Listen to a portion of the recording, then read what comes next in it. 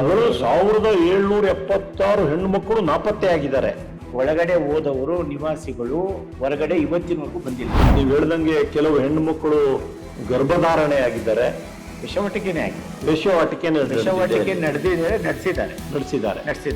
ಬೇರೆ ಬೇರೆ ರಾಜ್ಯದ ಹೆಣ್ಮಕ್ಳು ಇಲ್ಲಿ ಬರ್ತಾರೆ. 100 ದಾಖಲಾಗಿದೆ. ಅವರ ಹೆಸರು ಸಮೇತನೂ ಇದೆ. ಅವ್ರು ಬಂದಿರೋದಕ್ಕೆ ದಾಖಲೆ ಇದೆ, ಬಟ್ ಅವ್ರು ಹೊರಗಡೆ ಹೋಗಿರೋದಕ್ಕೆ ದಾಖಲೆ ಇಲ್ಲ.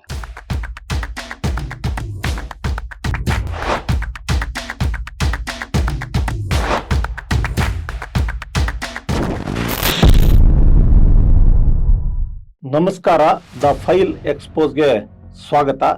ನಾನು HM ವೆಂಕಟೇಶ್, ಸಾಮಾಜಿಕ ಹೋರಾಟಗಾರ. ಈ ದಿನ ಇಡೀ ದೇಶ, ಕರ್ನಾಟಕ ಮಾತ್ರ ಅಲ್ಲ, ಇಡೀ ದೇಶ ಬೆಚ್ಚಿ ಬೀಳಿಸುವಂತ ಒಂದು ದೊಡ್ಡ ಹಗರಣ ಬೆಳಕಿಗೆ ಬಂದಿದೆ.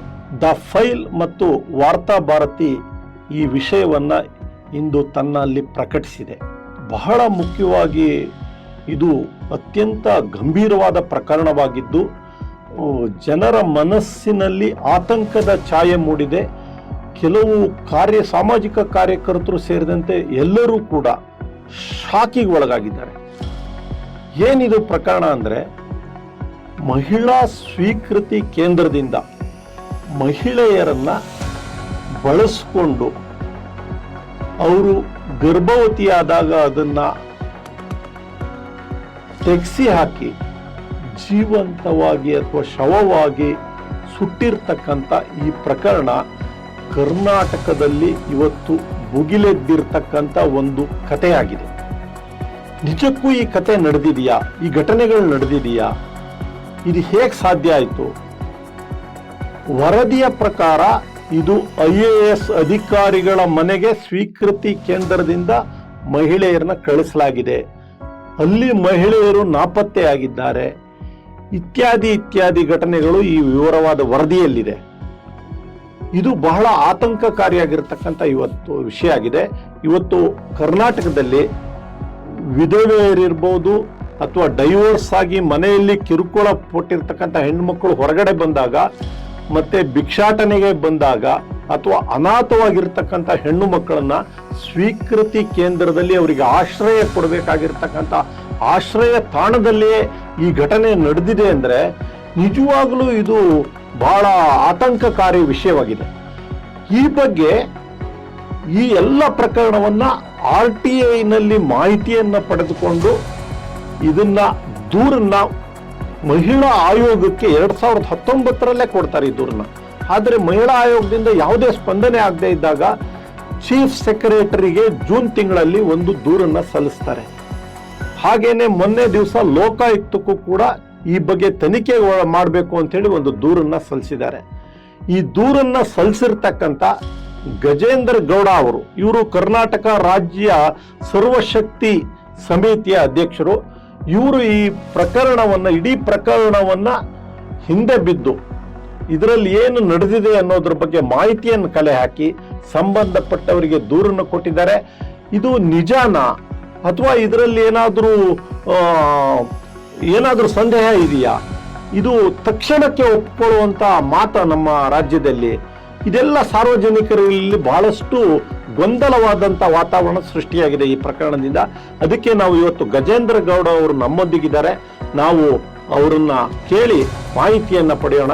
ನಮಸ್ಕಾರ ಗಜೇಂದ್ರ ಗೌಡ ಅವರೇ. ನಮಸ್ಕಾರ. ಫೈಲ್ ಎಕ್ಸ್ಪೋಸ್ಗೆ ನಿಮಗೆ ಸ್ವಾಗತ ಮಾಡ್ತಾ ಇದ್ದೀನಿ. ಏನಿದು ಪ್ರಕರಣ? ಮೊದಲಿಗೆ ನಾನು ಗಜೇಂದ್ರ ಕುಮಾರ್ ಗೌಡ, KRS ಸಮಿತಿ, ಕರ್ನಾಟಕ ರಾಜ್ಯ ಸರ್ವಶಕ್ತಿ ಸಮಿತಿಯ ರಾಜ್ಯಾಧ್ಯಕ್ಷನಾಗಿ ಇವತ್ತು ರಾಜ್ಯ ಮತ್ತು ದೇಶ ತಲೆ ತಗ್ಗಿಸುವಂತಹ ಒಂದು ದೊಡ್ಡ ವಿಚಾರವನ್ನ ಸಾಮಾನ್ಯ ಜನರಿಂದ ವಿದ್ಯಾವಂತ ಜನರಿಗೂ ತಲುಪಬೇಕು. ಈ ವಿಚಾರ ಇದು ಇಲಾಖೆ, ಮಹಿಳಾ ಮತ್ತು ಮಕ್ಕಳ ಅಭಿವೃದ್ಧಿ ಇಲಾಖೆನೇ ಮಾಡಿರುವ ಒಂದು ದೊಡ್ಡ ಕ್ರೌರ್ಯ ಮತ್ತು ದೌರ್ಜನ್ಯ ಮತ್ತು ಮುಚ್ಚಾಕಿರುವ ದೊಡ್ಡ ದುರಂತ ಪ್ರಕರಣ.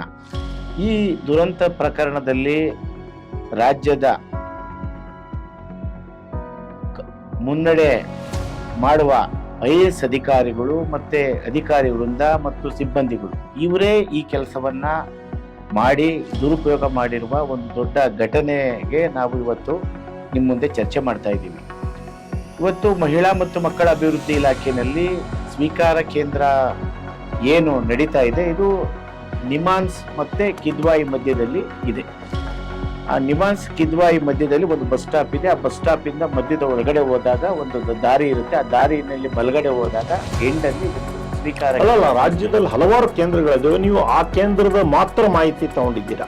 ಸತ್ಯ ಸರ್, ಒಂದೇ ಕೇಂದ್ರದಲ್ಲಿ 1776 2000ದಿಂದ 2018-19 ತನಕ ನಾವು IAS ಅಧಿಕಾರಿಗಳಿಂದ ತೆಗೆದುಕೊಂಡಿರೋ ಮಾಹಿತಿನೇ ನಾನು ನಿಮ್ಮನ್ನು ಹೇಳ್ತೇನೆ. 1776 ಅದರೊಳಗಡೆ ವರ್ಷವಾರು ತಗೊಂಡಾಗ ಜಿಲ್ಲಾಧಿಕಾರಿಗಳು 1381 2016ಕ್ಕೆ ಕೊಟ್ಟಿರ್ತಾರೆ. ತದನಂತರ ಮತ್ತೆ 2018-19ಕ್ಕೆ ನಾವು ತಗೊಂಡಾಗ ಅದು ಟೋಟಲ್ ಇಷ್ಟು ಸಂಖ್ಯೆ ಆಗಿದೆ. 1776 ಹೆಣ್ಣು ಮಕ್ಕಳು ನಾಪತ್ತೆ ಆಗಿದ್ದಾರೆ. ಒಳಗಡೆ ಹೋದವರು ನಿವಾಸಿಗಳು ಹೊರಗಡೆ ಇವತ್ತಿನವರೆಗೂ ಬಂದಿಲ್ಲ. ಹಾಗಾದ್ರೆ ಒಳಗಡೆನೆ ಅವರಿಗೆ ಆಶ್ರಯ ಕೊಟ್ಟಿದ್ದಾರಾ? ಆ ಒಳಗಡೆ ಹೋಗಿರುವ ನಿವಾಸಿಗಳು ಯಾರಿದ್ದಾರೆ ಅವರು ಹೋಗಿರುವುದಕ್ಕೆ ದಾಖಲೆ ಇದೆ, ಅವರು ಹೊರ ಬಂದಿರೋದಕ್ಕೆ ದಾಖಲೆ ಇಲ್ಲ. ಸರ್ಕಾರ ಅವ್ರಿಗೆ ಆಶ್ರಯ ಕೊಟ್ಟಿದೆ, ಬಟ್ಟೆ ಕೊಟ್ಟಿದೆ, ಊಟ ಕೊಟ್ಟಿದೆ. ಅಲ್ಲಿ ಇರೋದಕ್ಕೆ ವ್ಯವಸ್ಥೆ ಇರೋದು ಕೇವಲ 50 ಇಲ್ಲ 100 ಜನ ಮ್ಯಾಕ್ಸಿಮಮ್. ಇವರು 1776 ಹೆಣ್ಮಕ್ಳುಗಳು ಬರ್ತಾ ಇರ್ತಾರೆ, ಹೋಗ್ತಾ ಇರ್ತಾರೆ ಅನ್ನುವ ಒಂದು ವಿಚಾರವನ್ನ ಸಾರಾಸಗಟ್ಟಾಗಿ ಮಾತಾಡ್ತಾರೆ. ಅಂದ್ರೆ ಏನು ಬರ್ತಾರೆ, ವ್ಯಾಪಾರಕ್ಕೆ ಬರ್ತಾರೆ ಅಥವಾ ವ್ಯಾಪಾರಕ್ಕೆ ಹಂಗೆ ಹೋಗ್ತಾರೆ ಅನ್ನೋ ತರ ಹೆಣ್ಮಕ್ಳು ಬರ್ತಾರೆ ಹೋಗ್ತಾ ಇರ್ತಾರೆ ಅನ್ನೋ ತರವಾಗಿ ಮಾತಾಡ್ತಾರೆ. ಅಂದ್ರೆ ಇದು ನೀವು ಹೇಳೋ ಪ್ರಕಾರ ಇದು ಧರ್ಮಸ್ಥಳದಲ್ಲಿ ನಡೆದಿರ್ತಕ್ಕಂಥ ಘಟನೆಗೂ ಮೀರಿ ಇರ್ತಕ್ಕಂಥ ಈ ಪ್ರಕರಣ ಅನಿಸ್ತಾ ಇದೆ ನನಗೆ. 100ಕ್ಕೆ 100 ಸತ್ಯ ಸರ್. ಇಲ್ಲಿ ವಿಚಾರ ಏನಂದ್ರೆ ಹೆಣ್ಮಕ್ಳುಗಳು ಒಬ್ಬ ಹುಡುಗನ್ನ ಲವ್ ಮಾಡಿ ಬರ್ತಾಳೆ. ಬಂದಾಗ ಅವ್ರ ತಂದೆ ತಾಯಿ ಒಪ್ಪಲ್ಲ, ಮದುವೆ ಮಾಡ್ಕೊಳಕ್ ಒಪ್ಪಲ್ಲ. ಅವ್ರು ಊರನ್ನ ಬಿಟ್ಟು ಓಡ್ ಬರ್ತಾರೆ, ಮೆಜೆಸ್ಟಿಕಲ್ ಸಿಗಾಕಂತಾರೆ. ಮೆಜೆಸ್ಟಿಕಲ್ ಹುಡುಗಿ ದುರುಪಯೋಗ ಆಗಿ ಹುಡುಗಿ ಬಿಟ್ಟೋಗ್ಬಿಡ್ತಾನೆ. ಅವ್ನು ಮೋಸ ಮಾಡಿ ಅಥವಾ ಏನೋ ಮಾಡಿ ಬಿಟ್ಟೋಗ್ತಾನೆ. ಆ ಹುಡುಗಿ ಎಲ್ಲಿ ಸಿಗ್ತಾಳೆ? ಒಂದು ಬಾಸ್ಕೋ ಸಂಸ್ಥೆ ಅಂತ ಸಿಗ್ತಾಳೆ, ಮತ್ತೆ ಪೊಲೀಸ್ಗೆ ಸಿಗ್ತಾಳೆ. ಆ ಪೊಲೀಸಿಗೆ ಸಿಕ್ಕಿದ್ದಾದ್ಮೇಲೆ ಪೊಲೀಸ್ನವರೆಲ್ಲ ಎಂಕ್ವೈರಿ ಮಾಡಿ ಅವರು ದುರುಪಯೋಗ ಮಾಡ್ಕೊಂಡು ಮತ್ತೆ ನೆಕ್ಸ್ಟ್ ಪಾಯಿಂಟ್ಗೆ ಇಲ್ಲಿ ಮಹಿಳೆಯರನ್ನ ಮತ್ತೆ ಮಕ್ಕಳನ್ನ ತಗೊಂಡ್ಕೊಂಡು ಯಾರು ಇಕ್ಕಣಕ್ಕಿಲ್ಲ ಸ್ಟೇಷನ್ ಅಲ್ಲಿ. ಹಾಗಾಗಿ ಈ ಸ್ವೀಕಾರ ಕೇಂದ್ರದಲ್ಲಿ, ಸ್ವೀಕೃತಿ ಅಂತ ಅಲ್ಲ, ಸ್ವೀಕಾರ ಕೇಂದ್ರ ರಾಜ್ಯದ ಕೇಂದ್ರ ಸರ್ಕಾರ ನಡೆಸ್ತಾ ಇರುವ ಸ್ವೀಕಾರ. ಈ ತರ ಹೆಣ್ಣು ಮಕ್ಕಳು ನೀವು ಬೀದಿನಲ್ಲಿ ಮೆಜೆಸ್ಟಿಕ್ ಅಂತ ಬಸ್ ಸ್ಟ್ಯಾಂಡ್ ಗಳಲ್ಲಿ ಸಿಕ್ಕಿದಾಗ ಪೊಲೀಸ್ನವರು ಸ್ಟೇಷನ್ ನಲ್ಲಿ ಅವ್ರನ್ನ ಇಟ್ಕೊಳಕ್ ಆಗೋದಿಲ್ಲ, ಅವ್ರನ್ನ ತಗೊಂಡು ಸ್ವೀಕಾರ ಕೇಂದ್ರದಲ್ಲಿ ಆಶ್ರಯಕ್ಕೆ ಕೊಡ್ತಾರೆ. ಅದು ದಾಖಲೆಗಳೆಲ್ಲ ಇದೆ. ಅದೇ ದಾಖಲೆ ಇನ್ಪುಟ್ ಆಗಿರೋ ದಾಖಲೆನೇ ನಾನು ನಿಮ್ಗೆ ಹೇಳ್ತಾ ಇದ್ದೀನಿ. ಆ ದಾಖಲೆಯ ಪ್ರಕಾರ ಒಳಗೆ ಬಂತು ಮಗು, ಹೆಣ್ಮಗು ಒಳಗಡೆ ಬಂದಿರೋಕೆ ದಾಖಲೆ ಇದೆ. ಅದೇ ಹೆಣ್ಮಗು ಯಾವತ್ತು ಹೊರಗಡೆ ಹೋಯ್ತು, ಯಾರ ಮನೆಗೆ ಹೋಯ್ತು, ಎಲ್ಲಿ ಕಳ್ಸಿದ್ರಿ, ಏನಾದ್ಲು ಅನ್ನೋದೇನೆ ತಂದೆ ತಾಯಿಗಳು ಅಥವಾ ಪೇರೆಂಟ್ಸ್ ಯಾರು ದೂರು ಕೊಟ್ಟಿರುವಂತ ಪ್ರಕರಣಗಳಲ್ಲಿ ಇಲ್ಲಿ ಲವ್ ಕೇಸ್ಗಳ ವಿಚಾರದಲ್ಲಿ ಇವ್ರಿಗೆ ಆಹಾರ, ಇಲಾಖೆಯ ರಕ್ತ ಪಿಪಾಸುಗಳಿಗೆ ಆಹಾರ, ತಂದೆ ತಾಯಿಯಿಂದ ತ್ಯಜಿಸಲ್ಪಟ್ಟ ಹೆಣ್ಣು ಮಕ್ಕಳುಗಳೇ ಇವ್ರಿಗೆ ಆಹಾರ. ಯಾರಿಗೆ ಆಶ್ರಯ ದಾತರಾಗಿರ್ಬೇಕಾಗಿದ್ದವರು ಅವರೇ ಕೂಡ ಆ ಹೆಣ್ಣು ಮಕ್ಕಳನ್ನ ದುರುಪಯೋಗ ಪಡಿಸ್ಕೊಂಡು, ನೀವು ಹೇಳ್ದಂಗೆ ಕೆಲವು ಹೆಣ್ಣು ಮಕ್ಕಳು ಗರ್ಭಧಾರಣೆ ಆಗಿದ್ದಾರೆ, ವಿಷವಟಿಕೆನೇ ಆಗಿದೆ, ವಿಷವಾಟಿಕೆ ನಡೆಸಿದ್ದಾರೆ. ವಿಷವಾಟಿಕೆನ ಸಂಸ್ಥೆಯಲ್ಲೇ ನಡೆಸಿದ್ದಾರೆ. ಮತ್ತೆ ಸಂಸ್ಥೆಯಿಂದ ಹೆಣ್ಮಕ್ಳನ್ನ ಹೊರಗಡೆನೂ ಕಳಿಸಿದ್ದಾರೆ. ಹೊರಗಡೆ ಕಳಿಸಿರೋದಕ್ಕೆ ಗೇಟ್ ರಿಜಿಸ್ಟರ್ ಇದೆ, ಬಟ್ ಒಳಗಡೆ ಬಂದಿರೋಕ್ಕೆ ದಾಖಲೆ ಇದೆ. ಅಲ್ಲ, ಅವ್ರು ಈಗ ಕಳಿಸ್ಬೇಕಾದ್ರೆ ಸರಿಯಾದ ದಾಖಲೆಗಳಿರ್ಬೇಕು. ಅವ್ರು ಎಲ್ಲಿಗೆ ಹೋಗ್ತಾರೆ ಅನ್ನೋದು ಸ್ಪಷ್ಟವಾದ ಮಾಹಿತಿ ಆ ಸ್ವೀಕಾರ ಕೇಂದ್ರದಲ್ಲಿ ಇರ್ಬೇಕು. ನೀವು ಹೇಳ್ತಾ ಇದ್ದೀರಿ IAS ಅಧಿಕಾರಿಗಳ ಮನೆಗೆ ಕಳಿಸಿದ್ದಾರೆ ಅಂತ ನಿಮ್ ದೂರಿನಲ್ಲೆಲ್ಲ ಹೇಳಿದೆ, ದಾಖಲೆ ಇದೆ IAS ಅಧಿಕಾರಿಗಳ ಮನೆ. ಯಾವ IAS ಅಧಿಕಾರಿಗಳು ಇರ್ಬೋದು ಅದರಲ್ಲಿ? ಇದಾರೆ, ಈಗ ಸುಮಾರು ಜನ ಇದ್ದಾರೆ. ಈಗ ಆಲ್ಮೋಸ್ಟ್ ಈಗ ನಾವು ನೆಕ್ಸ್ಟ್ ಇದ್ರಲ್ಲಿ ಅದನ್ನ ನೇಮಿಂಗ್ ಮಾಡೋಣ. ಮತ್ತೆ ಇಲ್ಲಿ ವಿಚಾರ ಏನಿದೆ ಅಂದ್ರೆ ಹೆಣ್ಮಕ್ಳುಗಳಿಗೆ ರಿಹ್ಯಾಬಿಟೇಷನ್ ಮಾಡಿ ಅವ್ರನ್ನ ಸರಿದಾರಿಗೆ ತೆಗೆದುಕೊಂಡು ಹೋಗ್ಬೇಕಾಗಿರುವ ಒಂದು ಸರ್ಕಾರ ನಡೆಸ್ತಾ ಇರುವ ಅಧಿಕೃತವಾದ ಸಂಸ್ಥೆ ಸ್ವೀಕಾರ ಕೇಂದ್ರ. ಇದು ಮಹಿಳಾ ಮತ್ತು ಮಕ್ಕಳ ಅಭಿವೃದ್ಧಿ ಮಾಡಬೇಕಾಗಿದ್ದ ಇಲಾಖೆ ಮಹಿಳಾ ಮತ್ತು ಮಕ್ಕಳ ವೇಶ್ಯಾವಾಟಿಕೆ ಇಲಾಖೆ ಆಗ್ಬಿಟ್ಟು ಇವತ್ತಿನವರೆಗೂ ದುರಂತ. ಮಹಿಳಾ ಮತ್ತು ಮಕ್ಕಳ ವೇಶ್ಯಾವಾಟಿಕೆ ಇಲಾಖೆ ಅಂತ ಹೇಳ್ಬೇಕು ಅಂದ್ರೆ ಇದು ಮೋನ್ಲಿ ಗಜೇಂದ್ರ ಕುಮಾರ್ ಗೌಡ ಮಾತ್ರ ಹೇಳೋದು. ಇದು ದುರಂತನೇ. ನಾನೊಬ್ನೇ ಹೇಳ್ಬೇಕು, ಬೇರೆ ಯಾರು ಹೇಳಕ್ಕಾಗಲ್ಲ. ಅಲ್ಲ, ನೀವು ಯಾವ ಆಧಾರದ ಮೇಲೆ ಅದನ್ನ ಇವತ್ತಿನವರೆಗೂ ಸತತ 18-19 ವರ್ಷಗಳಿಂದ ಇದರ ವಿಚಾರವಾಗಿ ನಾವು ಪ್ರಶ್ನೆಗಳು ಮಾಡ್ತಾ, ದಾಖಲೆಗಳನ್ನ ಕಲೆ ಹಾಕ್ತಾ, ನಾವು ನೋವು ಅನುಭವಿಸ್ತಾ ಥ್ರೆಟನಿಂಗ್ ಅನುಭವಿಸ್ತಾ ಎಲ್ಲ ನಾವು ಮಾಡಿದ್ದೀವಿ.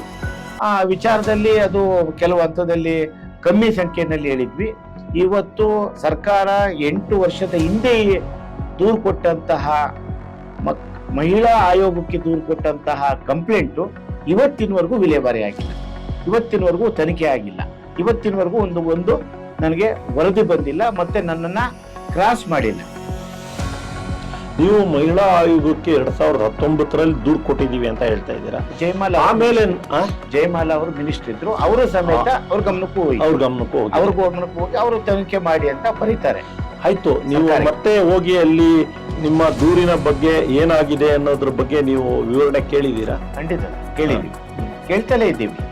ಮಾಡ್ತಾ ರಿಪೋರ್ಟ್ ಬರಬೇಕು ಅಂತ ಟಿಲ್ ಟುಡೇ ತನಕ ಹೇಳ್ತಾ ಇದ್ದಾರೆ. ದುರಂತ ಏನಂದ್ರೆ ಸರ್ಕಾರಕ್ಕೆ ಏನು ಬಂತು ದಾಖಲೆ ಮತ್ತೆ ಫೈಲು, ಆ ಫೈಲೇ ಮುಚ್ಚಾಕಿದ್ದಾರೆ ಸರ್ಕಾರ. ಈಗ ನೋಡಿ, ಮಹಿಳಾ ಆಯೋಗದವರು ಏನು ಕ್ರಮ ತಗೊಳ್ಳಿಲ್ಲ ಅಂದಾಗ ನೀವು ಚೀಫ್ ಸೆಕ್ರೆಟರಿ ಮುಂದೆ ಹೋಗಿ ಒಂದು ದೂರನ್ನ ಕೊಟ್ಟಿದ್ದೀರಾ. ಈ ವರ್ಷ ದೂರು ಕೊಟ್ಟಿದ್ದೀವಿ. ಈ ವರ್ಷ ದೂರು ಕೊಟ್ಟಿದ್ದೀರಾ? 7 ವರ್ಷ ಆದ್ಮೇಲೆ. ಹೌದು, 7 ವರ್ಷ ಆದ್ರ ಮೇಲೆ ದೂರು ಕೊಟ್ಟಿದ್ದೀರಾ. ಆಮೇಲೆ ನೀವು ಮೊನ್ನೆ ಲೋಕಾಯುಕ್ತಕ್ಕೂ ದೂರು ಕೊಟ್ಟಿದ್ದೀರಾ. ಅವರು ಚೀಫ್ ಸೆಕ್ರೆಟರಿ ಆಗಿರ್ಲಿ, ಲೋಕಾಯುಕ್ತದವರಾಗ್ಲಿ ಈ ದೂರಿನ ಬಗ್ಗೆ ಏನು ಕ್ರಮ ತಗೊಳ್ತೀನಿ ಅಂತ ಹೇಳಿ ಏನಾದ್ರು ಹೇಳಿದಾರ ನಿಮ್ಗೆ? ಇನ್ನು ಏನು ಹೇಳಿಲ್ಲ. ಅವ್ರಿಗೆ ಇದು ಕಾಲ್ಫರ್ ಮಾಡಿದ್ದಾರೆ. ಏನ್ ಕಾಲ್ಫರ್ ಮಾಡಿದ್ದಾರೆ ಅಂದ್ರೆ ಆ ಕ್ವಶನ್ ಮಾಡಿದ್ದಾರೆ, ನಿಮ್ಗೆ ಇದು ಮಾಡಿ ಆನ್ಸರ್ ಕೇಳಿದ್ದಾರೆ. ಇಬ್ಬರು ಸೆಕ್ರೆಟರಿ ಮತ್ತೆ ಶಮ್ಲಾ ಇಕ್ಬಾಲ್ಗೆ ಮತ್ತೆ ಡೈರೆಕ್ಟರ್ ಮಹೇಶ್ ಬಾಬು. ಈಗ ಇಡೀ ಪ್ರಕರಣ ಒಂದು ಲೋಕಾಯುಕ್ತದಲ್ಲಿದೆ, ಇನ್ನೊಂದು ಚೀಫ್ ಸೆಕ್ರೆಟರಿ ಮುಂದೆ ಇದೆ, ಇನ್ನೊಂದು ಮಹಿಳಾ ಆಯೋಗದ ಮುಂದೆ ಇದೆ. ಈ ಎಲ್ಲ ಆಯೋಗಗಳು ಲೋಕಾಯುಕ್ತನು ಸೇರಿದಂತೆನೆ ಇವ್ರು ಯಾವುದೇ ಕ್ರಮ ತಕ್ಷಣಕ್ಕೆ ತೆಗೆದುಕೊಳ್ಳದೆ ಇದ್ದಾಗ ಮುಂದಿನ ನಿಮ್ಮ ಕಾನೂನು ಹೋರಾಟಗಳೇನು? ಖಂಡಿತ ಸರ್, ಇದು ರಾಜ್ಯದ ಏನು ಸ್ವೀಕಾರ ಕೇಂದ್ರ ಇದೆ, ಈ ಸ್ವೀಕಾರ ಕೇಂದ್ರದಲ್ಲಿ ಹೆಣ್ಮಕ್ಳುಗಳು ರಾಜ್ಯದ ಎಲ್ಲಾ ರಾಜ್ಯಗಳಿಂದ ಇಲ್ಲಿ ದಾಖಲಾಗಿದ್ವಿ. ಬೇರೆ ಬೇರೆ ರಾಜ್ಯದ ಹೆಣ್ಮಕ್ಳು ಇಲ್ಲಿ ಬರ್ತಾರೆ. 100 ದಾಖಲಾಗಿದ್ದು ಅವರ ಹೆಸರು ಸಮೇತನೂ ಇದೆ. ಅವ್ರು ಬಂದಿರೋದಕ್ಕೆ ದಾಖಲೆ ಇದೆ, ಬಟ್ ಅವ್ರು ಹೊರಗಡೆ ಹೋಗಿರೋದಕ್ಕೆ ದಾಖಲೆ ಇಲ್ಲ. ಕಲ್ಕತ್ತಾದಿಂದ ಹೆಣ್ಮಗಳು ಬಂದಿದೆ, ದಾಖಲೆ ಇದೆ, ಬಟ್ ಕಲ್ಕತ್ತಾದ ಹೆಣ್ಮಗಳು ಎಲ್ಗೋಯ್ತು? ಮತ್ತೆ ಇಷ್ಟು ಹೊತ್ತು ನಮ್ಮೊಂದಿಗೆ ಗಜೇಂದ್ರ ಗೌಡ ಅವರು ಮಹಿಳಾ ಸ್ವೀಕಾರ ಕೇಂದ್ರದಿಂದ ಏನೇನು ಘಟನೆಗಳನ್ನು ನಡೆದಿದೆ ನಮಗೆ ವಿವರಗಳನ್ನು ಕೊಟ್ಟಿದ್ದಾರೆ. ಇದರಲ್ಲಿ IAS ಅಧಿಕಾರಿಗಳು ಕೂಡ ಇನ್ವಾಲ್ವ್ ಆಗಿದ್ದಾರೆ ಅಂತೇಳಿ ಆರೋಪವನ್ನು ಗಜೇಂದ್ರ ಗೌಡ ಅವರು ಮಾಡಿದ್ದಾರೆ. ಸೊ ಈ ಪ್ರಕರಣದಲ್ಲಿ ಹೇಗೆ ನಡೆಯುತ್ತೆ, IAS ಅಧಿಕಾರಿಗಳು ಯಾರ್ಯಾರು ಇನ್ವಾಲ್ವ್ ಆಗಿದ್ದಾರೆ, ಅವರ ಹೆಸರುಗಳೇನು, ಇದನ್ನೆಲ್ಲದನ್ನು ಕೂಡ ನಾವು ಮುಂದಿನ ಸಂಚಿಕೆಯಲ್ಲಿ ಇವ್ರ ಹತ್ರ ನಾವು ಚರ್ಚೆ ಮಾಡೋಣ. ನಮಸ್ಕಾರ. ಇವತ್ತು ನಾನು ನಿಮ್ಮಲ್ಲಿ ಒಂದು ಮನವಿ ಮಾಡ್ತಾ ಇದ್ದೀನಿ.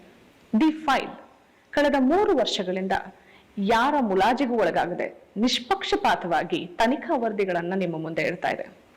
ಕೋವಿಡ್ ಹಗರಣ ಆಗಿರ್ಬೋದು, ಶಿಕ್ಷಕರ ನೇಮಕಾತಿಯಲ್ಲಿನ ಅಕ್ರಮವಾಗಿರ್ಬೋದು, ಸರ್ಕಾರದ ಹಲವಾರು ಭ್ರಷ್ಟಾಚಾರಗಳನ್ನ ದಾಖಲೆ ಸಮೇತ ಬಯಲು ಮಾಡ್ತಾ ಇದೆ. ನಮ್ಮ ಈ ವರದಿಗಳನ್ನ ಆಧರಿಸಿ ತನಿಖಾ ಆಯೋಗಗಳು ರಚನೆ ಆಗಿದೆ. ನಮ್ಮ ಸಂಸ್ಥೆ ಹೀಗೆ ನಿರಂತರವಾಗಿ ನಿರ್ಭೀತಿಯಿಂದ ಸ್ವತಂತ್ರವಾಗಿ ಮುಂದುವರಿಯೋದಕ್ಕೆ ನಿಮ್ಮ ಸಹಾಯ ಅತ್ಯಗತ್ಯ. ಹಾಗಾಗಿ ನನ್ನ ಮನವಿ, ಡಿಸ್ಕ್ರಿಪ್ಷನ್ ಬಾಕ್ಸ್ ನಲ್ಲಿರುವಂತಹ ಲಿಂಕ್ ಬಳಸಿ ಅಥವಾ ಈ ವಿಡಿಯೋದಲ್ಲಿ QR ಕೋಡ್ನ ಸ್ಕ್ಯಾನ್ ಮಾಡಿ ನಿಮ್ಮ ಕೈಲಾದಷ್ಟು ಹಣ ಡೊನೇಟ್ ಮಾಡಿ. ಈ ಮೂಲಕ ಸ್ವತಂತ್ರ ಪತ್ರಿಕೋದ್ಯಮವನ್ನ ಬೆಂಬಲಿಸಿ. ನಮಸ್ಕಾರ.